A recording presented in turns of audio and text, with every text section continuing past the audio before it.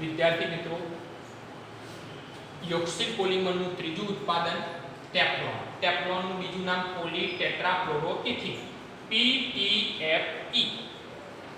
એના ઉત્પાદનની વાત કરીએ. દરેકમાં ત્રણ વસ્તુ: ઉત્પાદન, ગુણધર્મ અને ઉપયોગ. નામ ઉપરથી ખબર પડે પોલીટેટ્રાફ્લોરોઇથિન, તો એમાં મોનોમર કોણ હશે? તો ટેટ્રાફ્લોરોઇથિન, CH2 ડબલ બોન્ડ CH2 અને ઇથિન કહેવાય. એમાંથી 2H જાય એટલે ડાયફ્લોરોઇથિન કહેવાય. અહીંયા 2H ની જગ્યાએ બીજા 2F આવે તો કેટલા થવાના? ટેટ્રાફ્લોરોઇથિન. એના અસંખ્ય મોનોમર લઈએ, n ટાઈમ્સ. એની પ્રક્રિયા તો કઈ કરવાની છે ભાઈ? નામ ઉપરથી જ આપણે કહી શકીએ, ભણીએ છીએ હોમોયોક્સિલ પોલિમરાઇઝેશન. કઈ ક્રિયાવિધિ? મુક્ત મૂલક ક્રિયાવિધિ. જરૂરી તાપમાન અને ઊંચું દબાણ રાખવામાં આવે. તાપમાનને ડેલ્ટા વડે દર્શાવીએ. જરૂરી તાપમાન અને ઊંચું દબાણ રાખવામાં આવે. અને પેરોક્સાઇડ ઉદ્દીપક, પેરોક્સાઇડ ના લેવો હોય તો પર સલ્ફેટ. આ પર સલ્ફેટ એટલે આપણે આગળ જોઈએ કે માર્શલ એસિડમાંથી જે બનતા હોય એ બધા પર સલ્ફેટ કહેવાય. એ ઉદ્દીપકની હાજરીમાં પોલિમરાઇઝેશન પ્રક્રિયા કરશે તો કયો એકમનું વારંવાર પુનરાવર્તન થશે? ડબલ બોન્ડ તોડી નાખો. આ એકમ વારંવાર આવશે, આવર્તનીય એકમ કહેવાય. શું નામ આનું? PTFE. તમને બોર્ડમાં એવું પૂછાય કે ટેફલોનનો આવર્તનીય એકમ કયો? તો ટેફલોનનો આવર્તનીય એકમ પૂછ્યું હોય તો CF2 લખાય. આ કયો એકમ? આવર્તનીય એકમ. ટેફલોનનો મોનોમર પૂછ્યો હોય તો CF2 ડબલ બોન્ડ CF2. આ મોનોમર થાય. અને ટેફલોન જે છે એનું બંધારણ પૂછ્યું હોય, પોલિમરનું બંધારણ પૂછ્યું હોય તો CF2 n ટાઈમ્સ. આ પોલિમરનું બંધારણ થાય. એટલે પ્રશ્નના જવાબો જુદા જુદા છે. મોનોમર આવર્તનીય એકમ કીધું હોય તો આ લખાય, મોનોમર કીધું હોય તો આ, અને બંધારણ કીધું હોય તો નીચે. આ એનું ઉત્પાદન પૂરું થયું. શું કર્યું? ટેટ્રાફ્લોરોઇથિનની હોમોયોક્સિલ પોલિમરાઇઝેશન પ્રક્રિયા મુક્ત મૂલક ક્રિયાવિધિને આધારે જરૂરી તાપમાને અને ઊંચા દબાણે પર સલ્ફેટ અથવા પેરોક્સાઇડ ઉદ્દીપકની હાજરીમાં કરવામાં આવે તો શું બનશે? પોલીટેટ્રાફ્લોરોઇથિન. ચલો એના ગુણધર્મ પહેલું જ લખી દેવાનું. રાસાયણિક રીતે નિષ્ક્રિય. કેવું છે? રાસાયણિક રીતે નિષ્ક્રિય. Most important. આ એવો પોલિમર છે એ થર્મોપ્લાસ્ટિક અને થર્મોસેટિંગ બંને પ્રકારનો ગુણધર્મ ધરાવે. થર્મોપ્લાસ્ટિક અને થર્મોસેટિંગ ગુણધર્મ ધરાવે છે. આ જે પોલિમર છે એનું 570 કેલ્વિન થી નીચા તાપમાને વિઘટન નહીં થાય, પરંતુ જો તાપમાન 570 થી ઊંચું હશે તો 570 કેલ્વિન થી ઊંચા તાપમાને વિઘટન થાય. શું થાય છે? ગુણધર્મમાં રાસાયણિક રીતે નિષ્ક્રિય છે, થર્મોપ્લાસ્ટિક અને થર્મોસેટિંગ પ્રકારનો ગુણધર્મ ધરાવે છે, અને 570 કેલ્વિન તાપમાનથી નીચા તાપમાને એનું વિઘટન થતું નથી, પરંતુ 500 કેલ્વિન 70 કેલ્વિન થી ઊંચા તાપમાને એનું શું થવાનું? વિઘટન થશે. ગુણધર્મ પછી ઉપયોગ.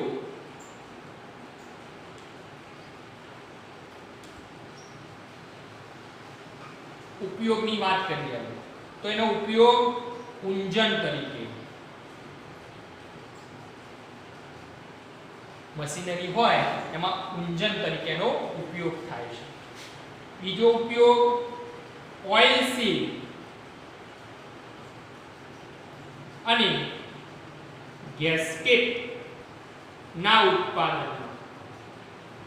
ઓઇલ સીલ અને ગેસ્કેટ ના ઉત્પાદનમાં આ જે મોટર કાર હોય, સ્કૂટર હોય એમાં ઓઇલ સીલ અને ગેસ્કેટ વાપરવામાં આવે, એના ઉત્પાદનમાં એનો ઉપયોગ થાય છે.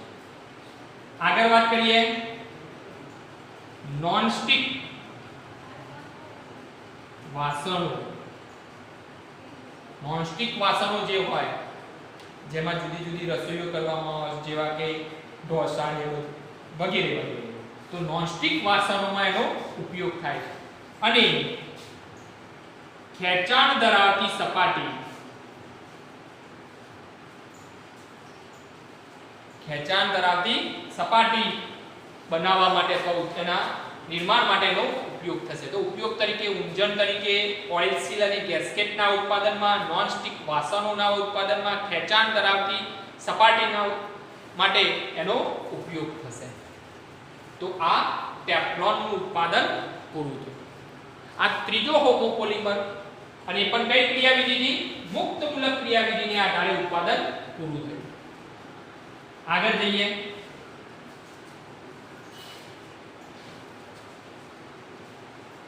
4 નંબર, એ પણ હોમો અને મુક્તમૂલક ક્રિયાવિધિને આધારે એનું ઉત્પાદન પાન, પોલી એક્રિલો નાઇટ્રાઇલ,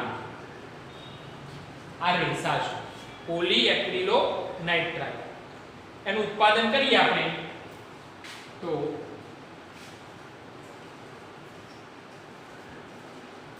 એમાં મોનોમર કયો હશે?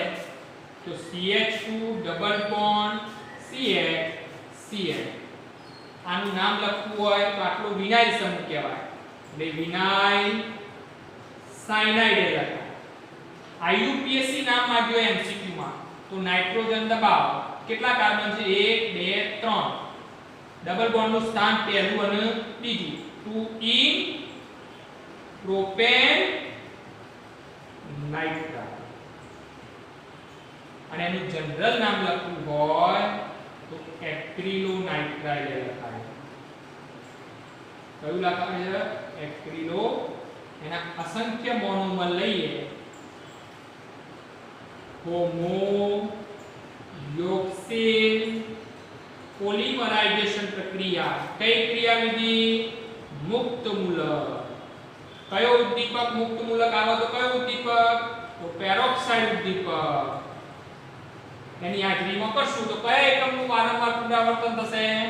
તો CH2 બંધ તોડી નાખો, CH આ એકમનું વારંવાર પુનરાવર્તન થશે અને PAN પાન કહેવાય, પોલી એક્રિલો નાઇટ્રાઇલ. તો એક્રિલો નાઇટ્રાઇલ, વિનાઇલ સાયનાઇડ, એના અસંખ્ય મોનોમરની હોમોયોક્સિલ પોલિમરાઇઝેશન પ્રક્રિયા મુક્તમૂલક ક્રિયાવિધિને આધારે પેરોક્સાઇડ ઉદ્દીપકની હાજરીમાં કરવામાં આવશે તો પોલીએક્રિલો નાઇટ્રાઇલ બનશે. આ એનું ઉત્પાદન પૂરું થયું. ગુણધર્મની વાત કરીએ તો ગુણધર્મની વાત કરીએ જોવાથી જ ખબર પડે કયો પોલિમર છે તે શાખીય પોલિમર છે.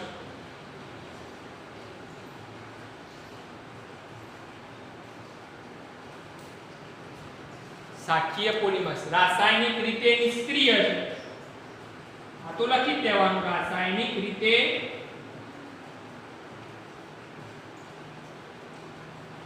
નિષ્ક્રિય છે. મોસ્ટ ઇમ્પોર્ટન્ટ આ પોલીએક્રિલોનાઇટ્રાઇલ રેસાઓ હોય છે. આ જે પોલીએક્રિલોનાઇટ્રાઇલ રેસાઓ જે હોય એના પર મંદ એસિડ, મંદ બેઝ, પછી વાતાવરણની ફૂગ એની કોઈ અસર થતી નથી. તો એના પર લખી શકાય કે આ રેસા પર મંદ એસિડ કે ફૂગ જેવા જીવાણુઓની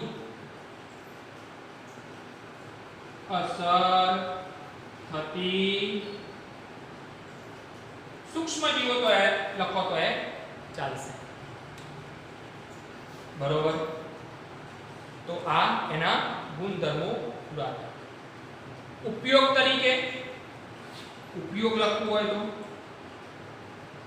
તો નામ ઉપરથી જ ખબર પડી જાય.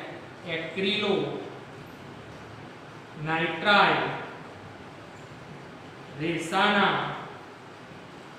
ઉત્પાદનમાં એક્રિલો રેસા. બીજું કુદરતી ઊન જે હોય એની અવેજીમાં